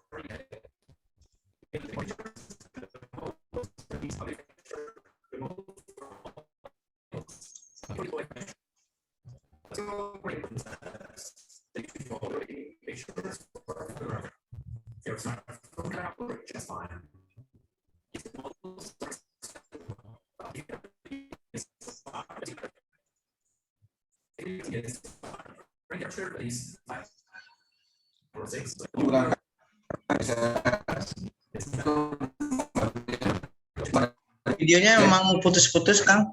Sepertinya kita share aja ke teman-teman nanti videonya semua di grup. Baik, saya stop saja ya. Ya. Oke, saya minta maaf kepada Mas Imam ini sama adik-adik sekalian, rekan-rekan, karena mungkin jaringan internetnya tidak stabil, jadi share videonya terputus-putus. Nanti bisa saya share videonya biar ditonton di masing-masing. Jadi pada intinya itu adalah contoh bagaimana membuat video animasi objek, bukan animasi ya, 3D modeling dari objek pemetaan dan objek pemodelan. Oke, ini adalah alamat referensi ya, materi-materi yang saya gunakan. Dan terakhir, terima kasih atas kesempatannya. Kita masuk ke sesi tanya jawab. Oke, baik, terima kasih Kang Yudi ya, yang telah memaparkan materi begitu tentunya hebat lah bagi kita yang awam ya, yang apa namanya jadi mengenal apa itu drone ya, teknik ortomozaik dan juga fotogrametri. Selanjutnya kita akan masuk ke sesi tanya jawab. Jadi silakan bagi adik-adik yang ingin bertanya ataupun partisipan yang ingin bertanya, diaktifkan mikrofonnya, lalu silakan langsung bertanya dan langsung akan ditanggapi oleh Pak Yudi per pertanyaan. Silakan jika ada yang akan ditanyakan. Mungkin sebelum teman-teman yang lain ada sedikit yang ingin saya tanyakan, Kang, berkenaan dengan drone ya. Berkenaan dengan drone ini, karena saya juga masih awam dengan drone ini, kira-kira gimana sih teknik dasar penggunaan drone ya agar menghasilkan gambar dan video yang bagus, Kang? Oke, jadi teknik dasar drone itu dia ada dua ya, Kang. Jadi untuk foto dan video. Gambar yang bagus itu dihasilkan dari resolusi dan dari jenis kamera yang digunakannya sendiri. Jadi pada saat kita mau memilih drone yang kita gunakan, kita lihat kemampuan resolusi kameranya maksimum berapa. Semakin tinggi resolusinya, dia akan semakin bagus menangkap gambar. Nah, nanti setelah itu pada saat mau produksi juga kita setting lagi. Kita setting di softwarenya, nanti kan bisa kita menggunakan handphone ataupun tab gitu ya. Di software itu ada setting resolusi. Semakin tinggi DPI-nya, hasil gambarnya akan semakin bagus. Samping itu juga teknik pengambilan gambar pada saat menerbangkan drone-nya. Kalau kita pengen detail, berarti kita harus semakin banyak mengambil fotonya. Semakin banyak foto, maka kalau foto ya, kalau video tinggal resolusi saja. Resolusi tinggi, dia terbang, sudah cukup. Tapi kalau untuk buat proses ortomozaik, di samping resolusi, jumlah foto juga akan berpengaruh. Semakin banyak foto, maka hasil ortomozaiknya akan semakin banyak. Di samping itu juga pengambilan dari ketinggian. Jadi kita ngambilnya dari tinggi, tengah, dan bawah. Jadi itu akan menghasilkan gambar yang jauh lebih baik. Kurang lebih begitu, Kang Imam, untuk kualitas gambar. Oh gitu ya. Iya, betul. Oke, terima kasih Kang Yudi. Jadi intinya memang tergantung dari kamera ya. Semakin bagus akan semakin baik. Tentu juga keahlian kita mengambil gambarnya tentunya ya. Dengan gambar, mengambil video ya. Ketika drone itu dijalankan. Ya, karena saya pernah lihat sih ada yang menjalankan drone sedang pemetaan gitu. Jadi memang tidak mudah juga sepertinya gitu. Menjadi operator drone ini gitu. Ini salah-salah juga nyasar ke rumah orang kan. Apalagi di tempat-tempat yang gedung bertingkat gitu ya, yang di kota-kota besar lah. Jadi harus ada teknik menjalankan juga sepertinya. Itu ada pelatihannya tuh biasanya tuh, Kang? Ada kan banyak. Jadi sekarang juga udah ada SIM-nya. Oh, ada SIM-nya? Iya, kayak SIM mobil lagi. Jadi untuk menerbangkan drone. Oh gitu. Enggak sekarang. Ya, kita harus memperhatikan baterai ya pada saat menerbangkan drone. Jangan sampai baterai itu kosong banget terus baru turun. Kalau bisa 1/4 itu udah turun. Karena bisa tiba-tiba nanti kalau udah baterainya udah kosong, dia lose kontrol, jadi remote udah nggak berfungsi, udah nggak bisa kontrol dia lagi, bisa jatuh nanti drone-nya. Jadi maksimum udah tinggal seperempat, sudah turunkan dulu drone-nya, ganti baterai gitu. Tadi ada katanya SIM untuk menerbangkan drone. Itu ngurusnya kemana tuh? Mungkin ada yang ingin tahu ya. Siapa tahu di Padang ini banyak yang hanya sekedar punya drone dijalankan tapi tidak punya license ya, tidak punya izin untuk menerbangkan. Supaya punya izin kemana ngurusnya tuh Kang? Ke perhubungan kan? Oh, ke kantor perhubungan. Nanti, tapi ya kalau maksudnya hanya buat kepentingan uji coba yang digunakan di lapangan bola gitu, saya pikir ya nggak apa-apa buat latihan. Tapi kalau untuk udah tujuannya komersil buat bikin film, bikin industri kayak itu harus punya SIM sekarang. Oke, baik. Baik, terima kasih sekali lagi Kang Yudi atas tanggapan pertanyaan saya. Berikutnya kepada adik semua, para peserta, Bapak Ibu, silahkan mungkin saja ada pertanyaan di luar materi kita hari ini, tapi masih berkenan dengan multimedia, boleh Kang ya? Boleh. Ya, silahkan. Kebetulan kita jarang sekali ya kedatangan seorang spesialisasi di bidang multimedia ini. Silakan, tadi ada yang raise hand, ada yang mau ditanyakan?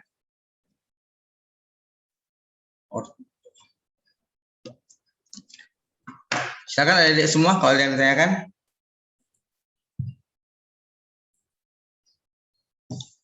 Ya memang ini baru sekali bagi teman-teman kita Kang Yudi ya, karena biasanya mereka berkutat dengan pemrograman ya, berkutat dengan desain sistem.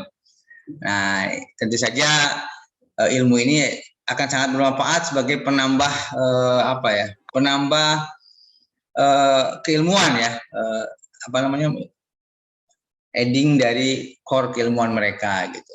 Ya. Apalagi saya lihat juga anak-anak di kampus beberapa orang sudah punya drone tuh. Kayak kemarin mau lomba, udah pada pakai drone saya lihat gitu. Ya ada beberapa orang yang sebelum lomba mereka ngerekam dulu gitu kan. Kan dulu kemarin kan temanya lomba video itu adalah membuat company profile kampus gitu. Nah, jadi saya lihat mereka juga udah memakai drone untuk menerbangkannya. Mengambil gambar ya, bukan menerbangkannya, mengambil videonya. Ya sekali lagi silakan jika ada pertanyaan, ya mungkin pada malu-malu ini, khawatir pertanyaannya salah atau tidak lagi. Karena belum masih baru lah untuk ini ya, seperti fotografi ini.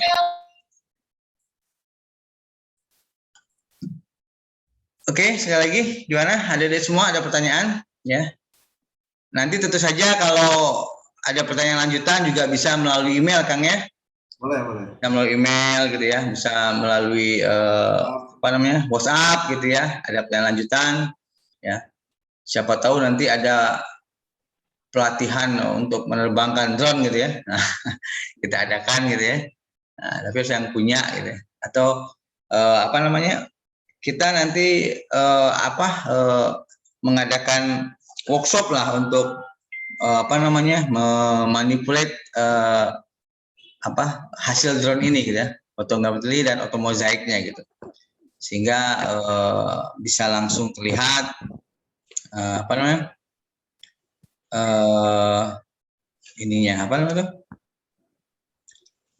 terlihat hasilnya gitu. Iya. Silakan sekali lagi. Ya, silakan dari Putra Maurel. Ya, silakan Putra. Perkenalkan diri dulu. Baik, selamat siang Pak Muhammad Yudi Rezaldi dan AA. Ya. Saya ingin pemetaan tadi. Ya. Kalau buat bangunan, bisa ini bangunan kan, untuk pengujian cuaca secara animasi itu bisa digunakan sebelum melakukan pembangunan. Jadi ada pengujian cuaca dari animasi. Sinyalnya pada panu apa? menggunakan animasi untuk pengujian bangunannya. Ya gitu.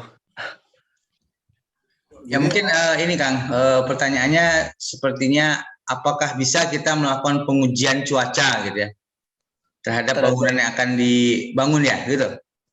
Ya. Pengujian cuaca yang dimaksud seperti apa ya? Apakah suhu udara, curah hujan? Hujan, badai? Ya, seperti hujan, suhu udara, apa yang akan terjadi ke bangunannya gitu. Kalau ke arah sana saya pikir tidak bisa ya Kang, karena itu bukan dari gambar. Kalau buat curah hujan gitu, cuaca udah bukan core-nya visual lagi. Jadi dia hanya sebatas visual. Jadi mungkin bisa seperti misalnya saya bikin pemodelan banjir. Sebenarnya drone itu tidak bisa untuk pemodelan banjir, tapi karena visualnya itu bisa menangkap dam. Dam itu kontur ketinggian tinggi rendah tanah ya. Jadi nah di situ jadi kita bisa tahu tinggi rendahnya tanah, dan dari visual itu kita bisa tahu ketinggian gedung. Nah,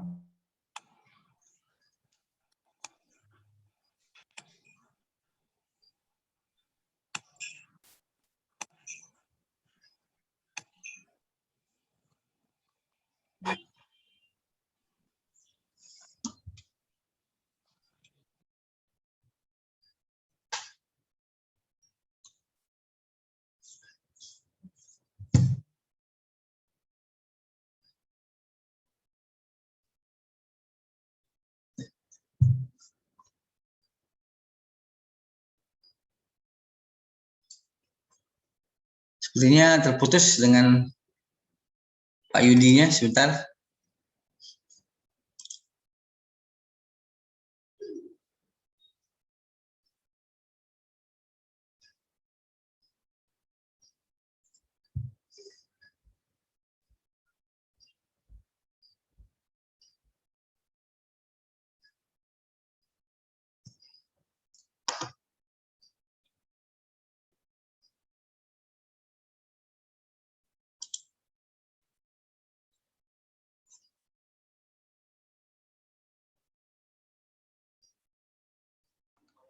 Baik Pak Imam, saya bantu Pak Yudi sedikit ya tadi menyempurnakan jawaban yang tadi.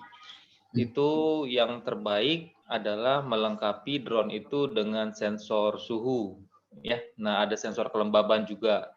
Jadi nanti pada saat drone diterbangkan itu kita bisa mendeteksi pada ketinggian berapa, itu kira-kira kelembaban udara berapa ya.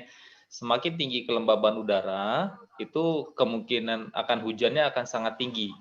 Nah, jadi drone itu sebenarnya kalau tadi kan kita bicara citra ya. Kalau citra berarti kan khusus untuk gambar ya.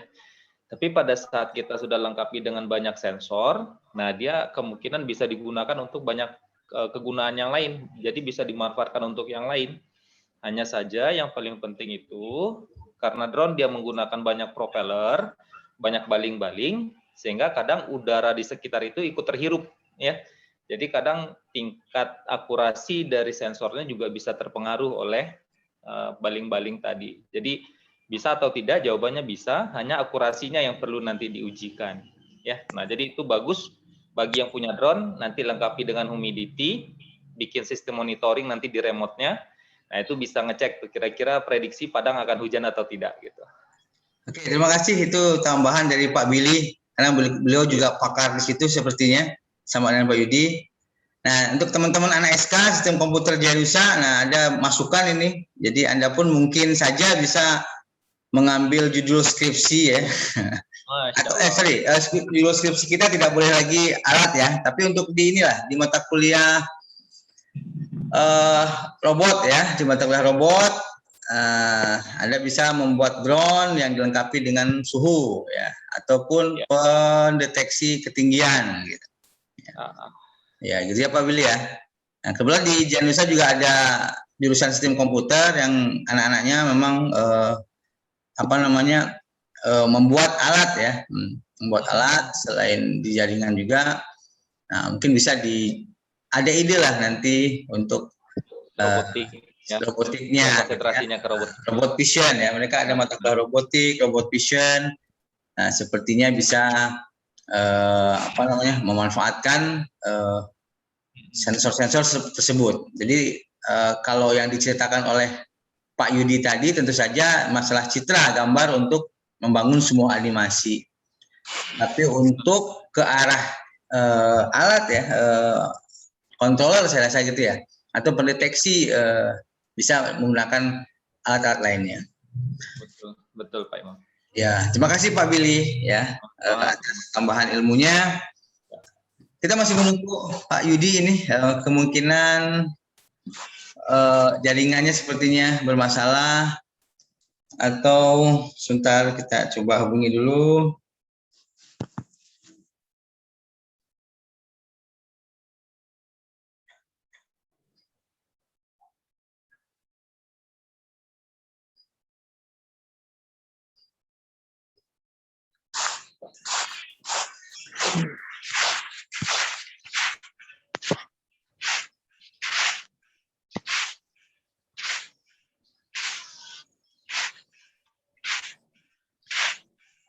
Ya mungkin menjelang Pak Yudinya masuk kembali, jika ada pertanyaan ya boleh didiskusikan kita bersama, ataupun disiapkan pertanyaannya ketika Pak Yudinya masuk kembali di ruangan kita ini.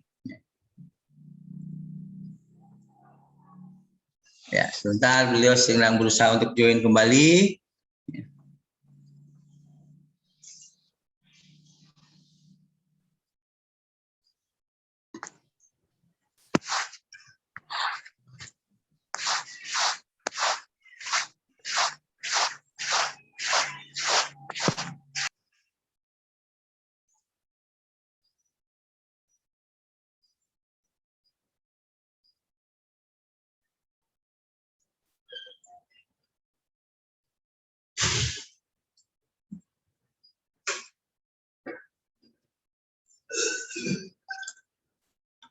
Saya Mas.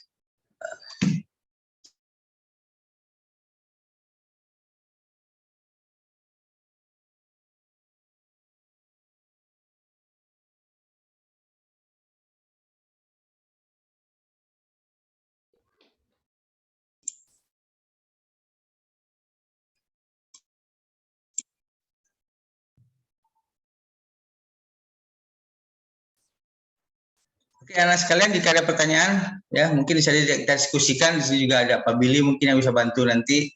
Ya, kemarin mengambil apa nih ya Pak? Multimedia juga, Pak Billy? Saya robotik Pak Imam. Oh, robotik. Ah, ini anak SK nih. Siapa tahu yang ada mau diskusi nih dengan Pak Billy kita nih.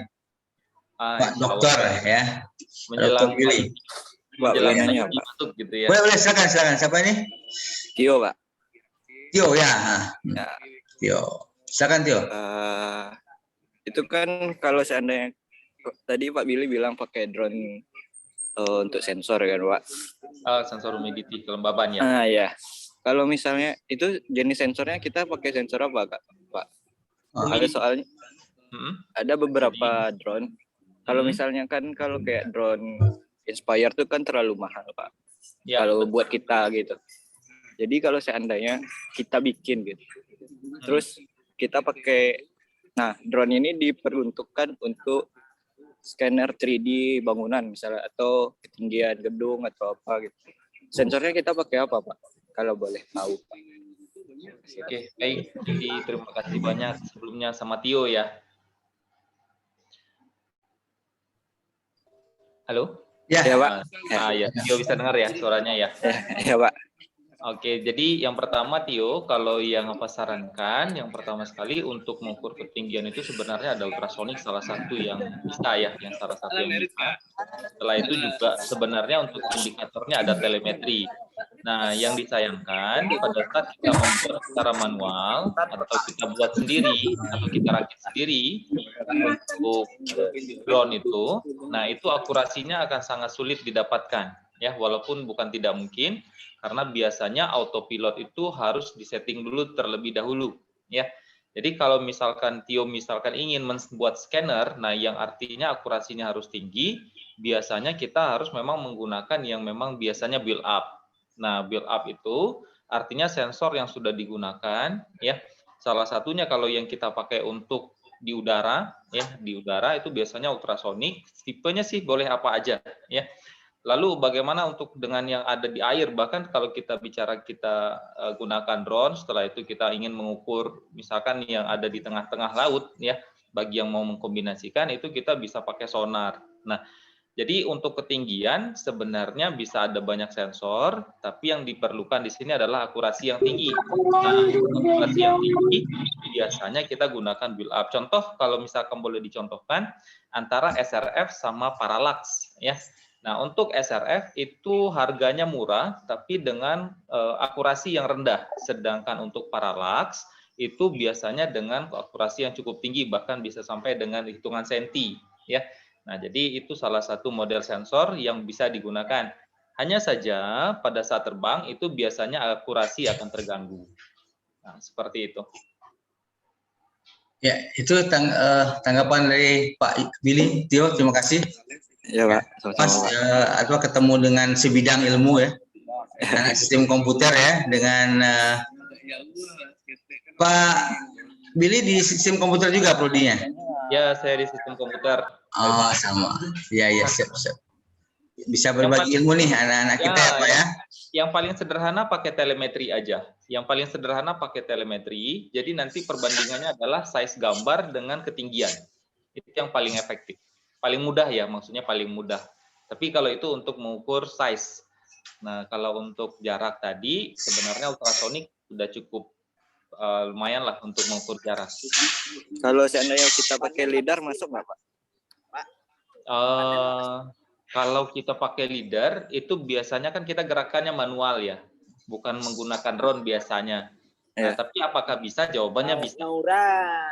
Tergantung nanti akurasi kemampuan jarak dari lidarnya.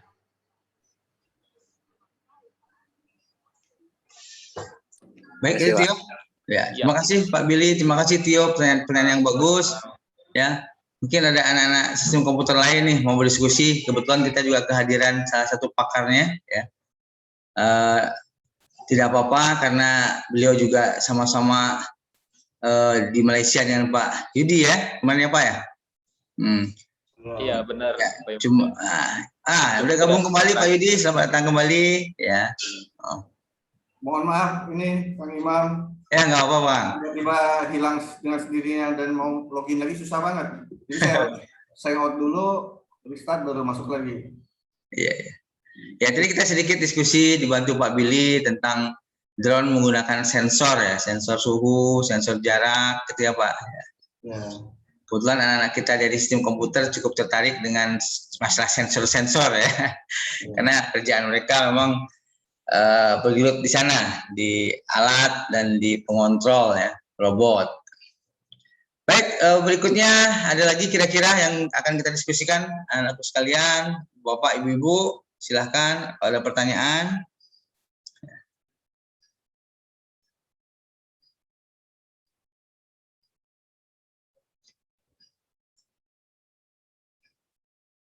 Ada lagi?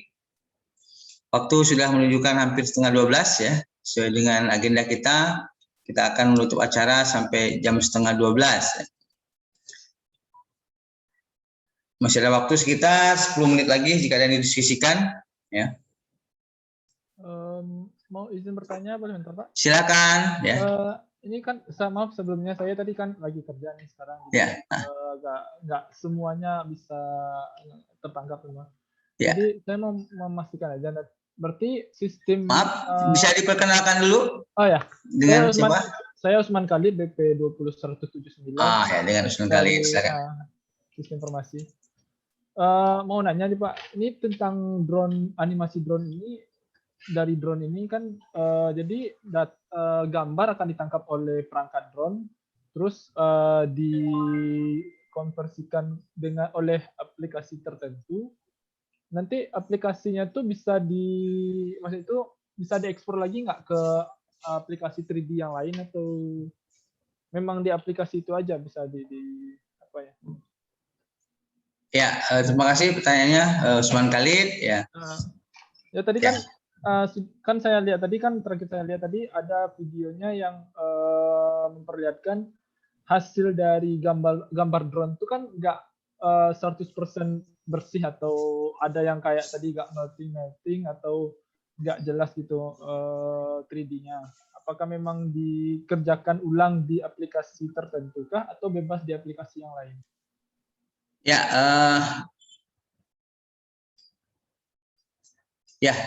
mungkin saya bisa tanggapi pertanyaan dari Usman Khalid sesuai dengan yang dipaparkan oleh Pak Yudi tadi, bahwa memang setelah kita menangkap gambar maupun video dari drone, ya, kita akan memasukkan hasil tangkapan video dan foto tersebut ke dalam sebuah software dan diolah kembali, ya.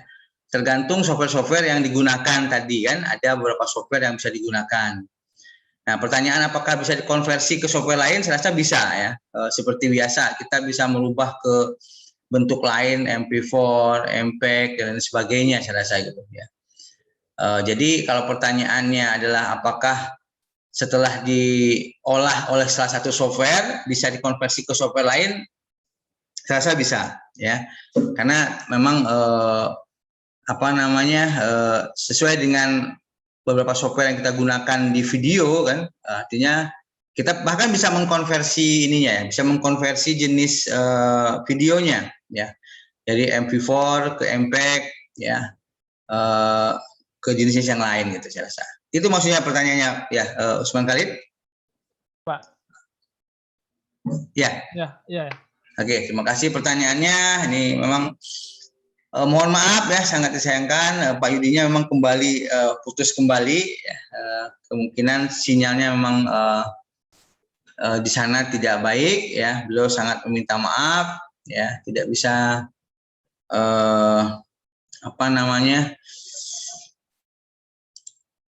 tetap di room, ya.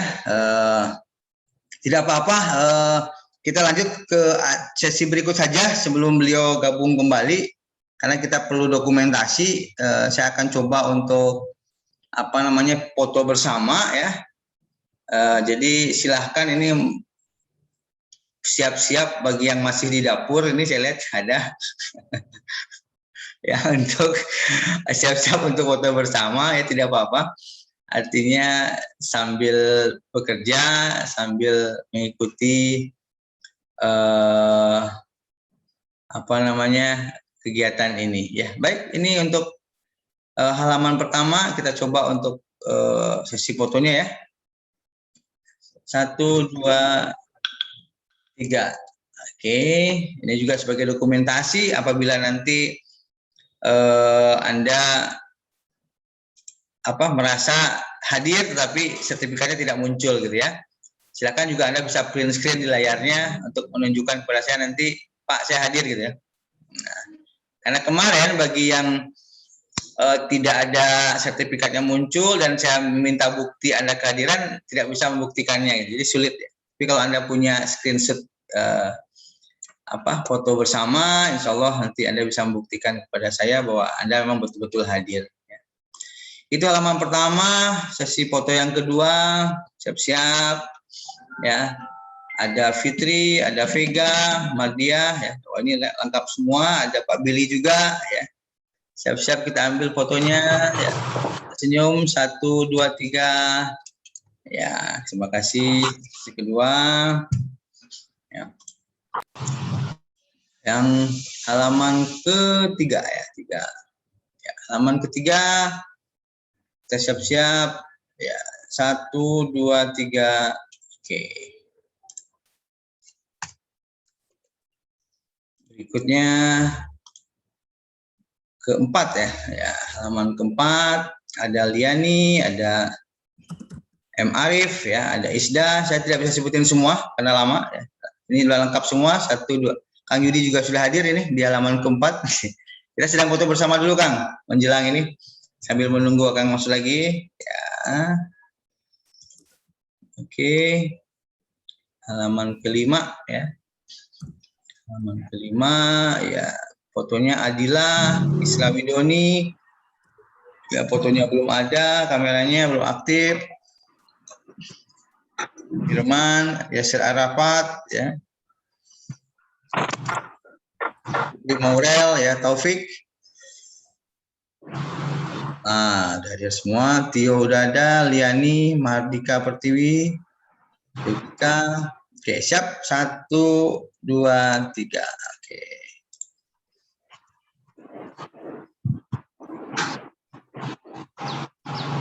Halaman ke-6 ya, halaman ke-6. Baik. Siap. 1, 2, 3. 6. Halaman terakhir ya. Sesi foto terakhir ya. Baik, 1, 2, 3.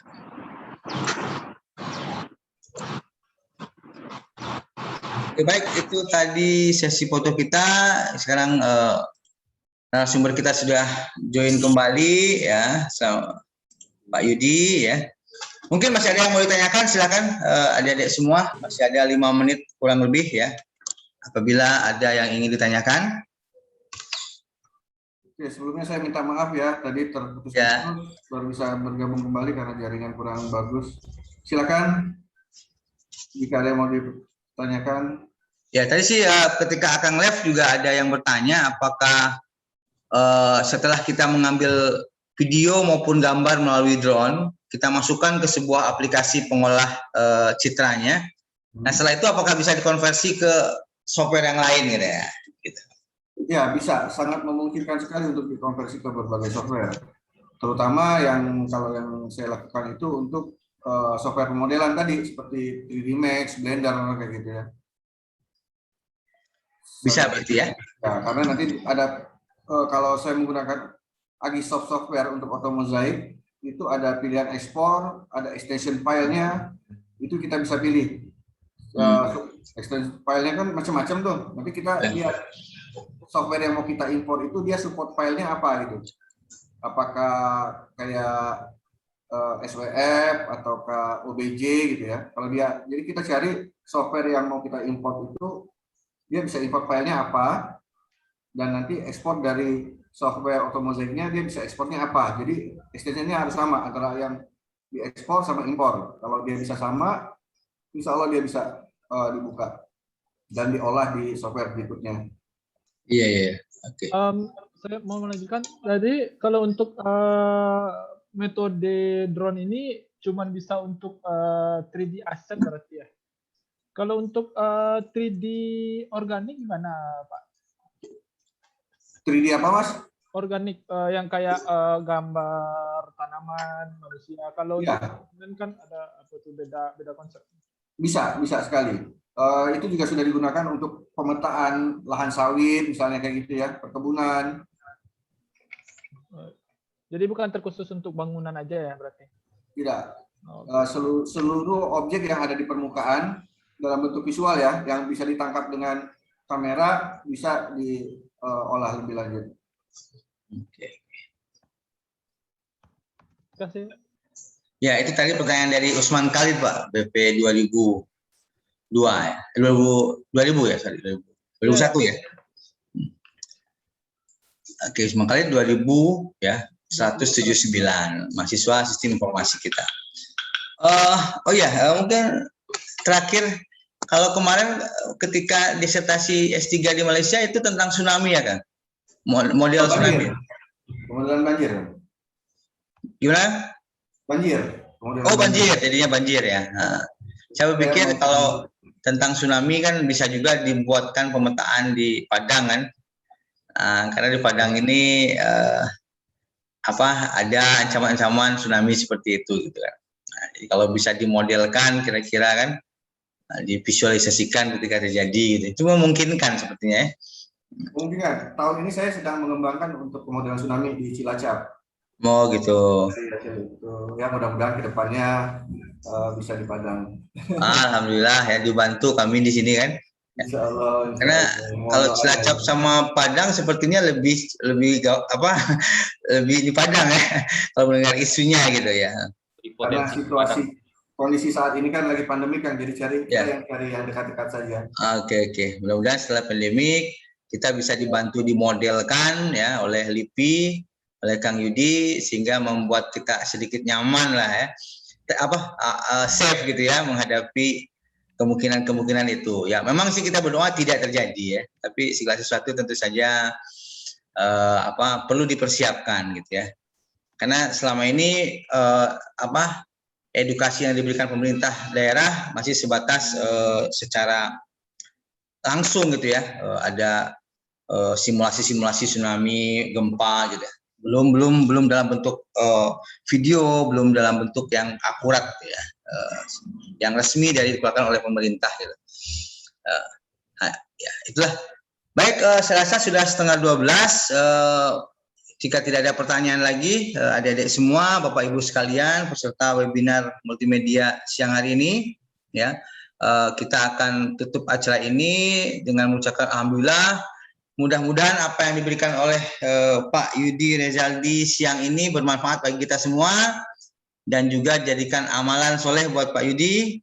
Ya, terima kasih atas ilmunya yang tentu saja bagi kami memang tentu baru ini.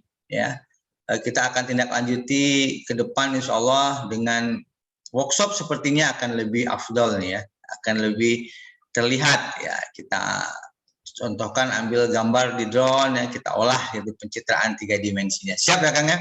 Amin, insya Allah. Dan cepat nanti pandeminya berangsur. Sebetulnya sih